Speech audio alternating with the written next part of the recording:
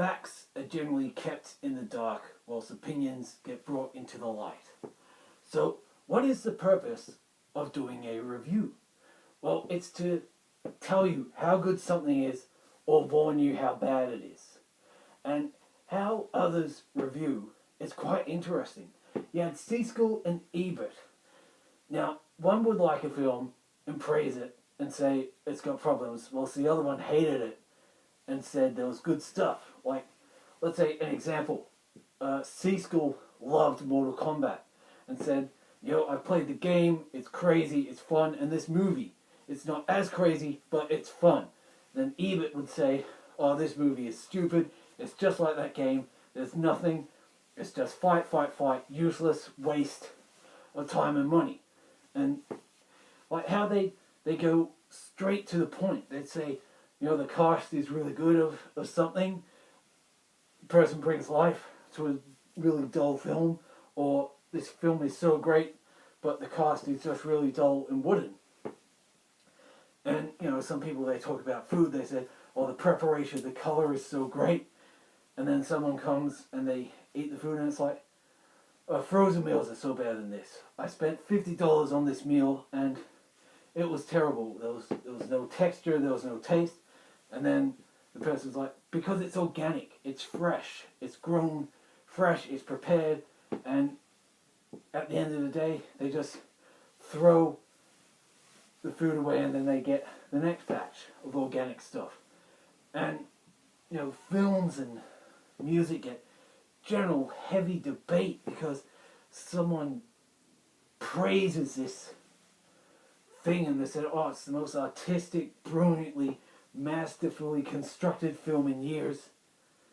You go in and it's like the same thing. Like Heredity is horrendously bad. There's no substance, there's no structure, there's no depth. It's got great performances, but it's the same film as before. There's nothing new. Nothing new. There's demon possession and Ouija board use.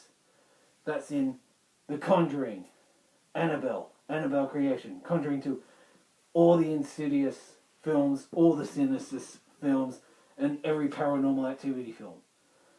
If it didn't have a Ouija board and no demon possession, it would have been fantastic. It would have been, that's new. But it's got the same plastic produced, phony, wannabe cash in. And people acclaim it. They say, it's breathtaking, it's spellbinding, it's brand new, it's fresh. No, it's not.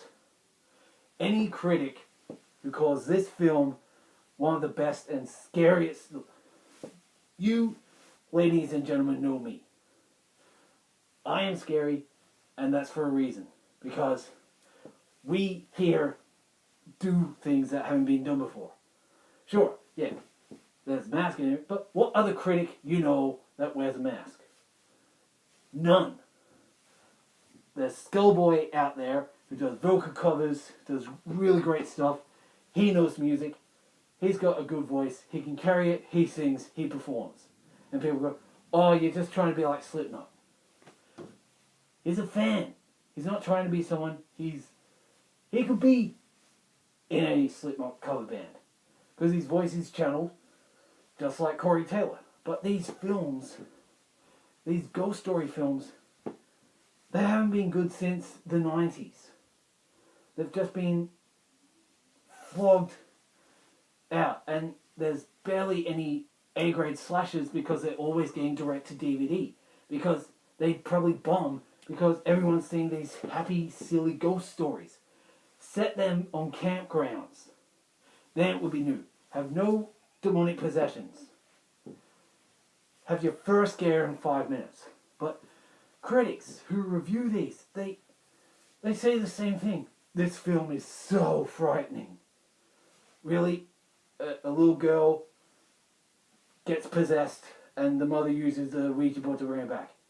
How's that frightening? It happened in a film last week, which happened in a film last month, which happened in a film last year, was out a week after another one. And these mainstream critics, they say, oh, it's so great, and yet when a horror film that hasn't been seen in 9 years comes out, they say, oh, this is so bad, it's predictable. You haven't seen one of those in years. It was either direct to DVD, like Cult of Chucky, Curse of Chucky, direct to DVD, they got acclaim because they did something different. Curse of Chucky was taken back to the horror roots and was better directed than Seed. Curse, Chucky became human. It should be known right now.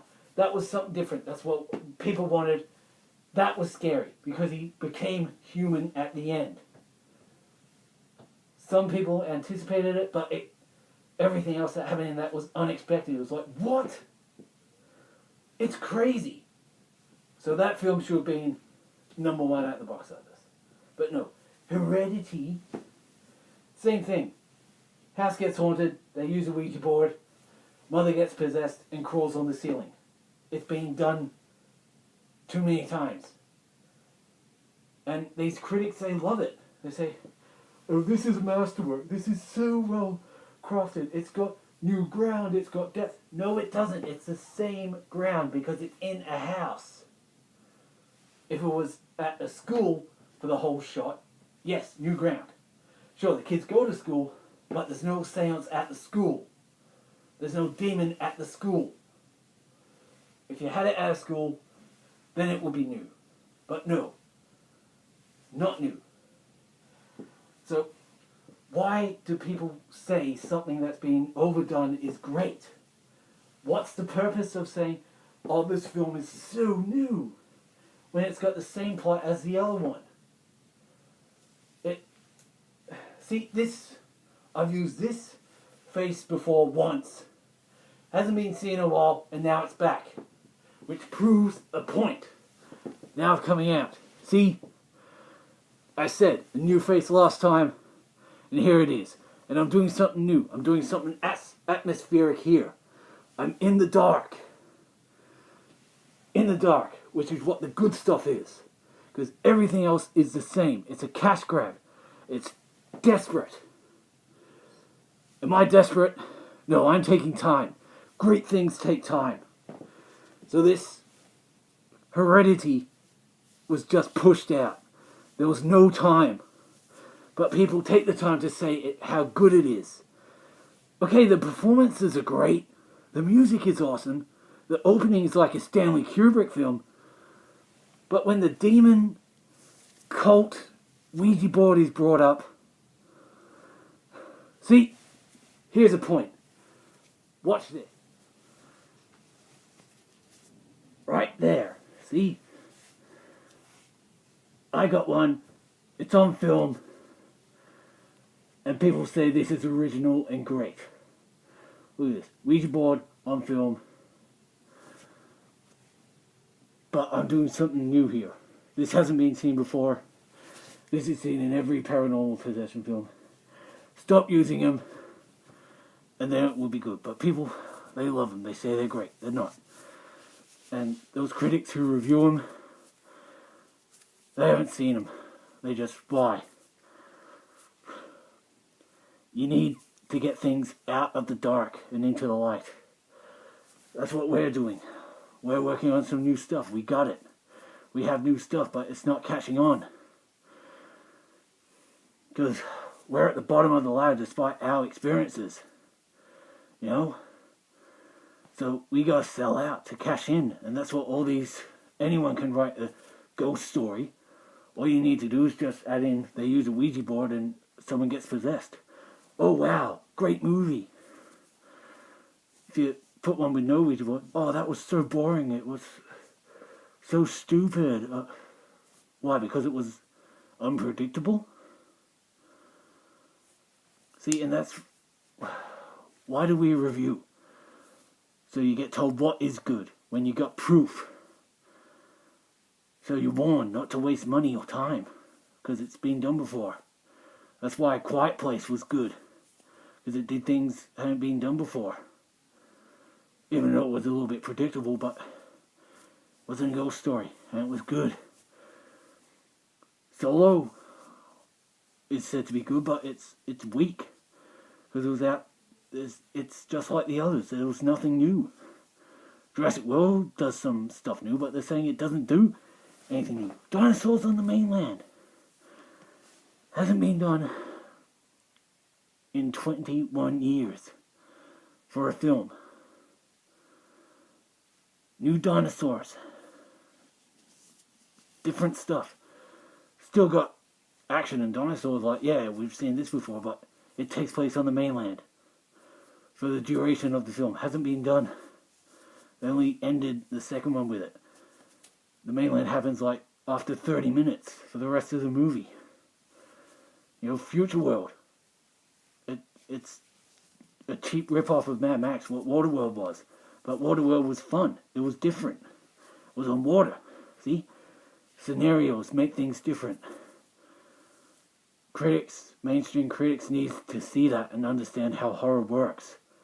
Horror is unpredictable. You didn't know what this would be about. New face. Different lighting. New. This is new. Atmosphere. Voices in the background. Oh, because I use this. Ooh. But see, there's no demon possession. There's nothing. Because this is original right now, this episode. So why do critics review? A, it's their job. They either pay to say something's good when it's bad, or they actually state that something's good, but people say, we don't need critics. Well, you're going to be wasting your money. If you want to see good horror, support indie filmmakers. Don't support the mainstream. The good stuff. I didn't expect that to happen. See? That's what horror is. That's what these mainstream critics need to understand. So, we're keeping things underground and independent because that's how it works. So, yeah, look, love what you love, do what you do, just don't do anything stupid, and stop supporting stupid stuff. Seriously. Support the real stuff. It's the scariest stuff is what you don't see, and you see me here and there. See, I'm in the dark, and you bring me to the light. We're gonna rise to the masses. I'll scare you later.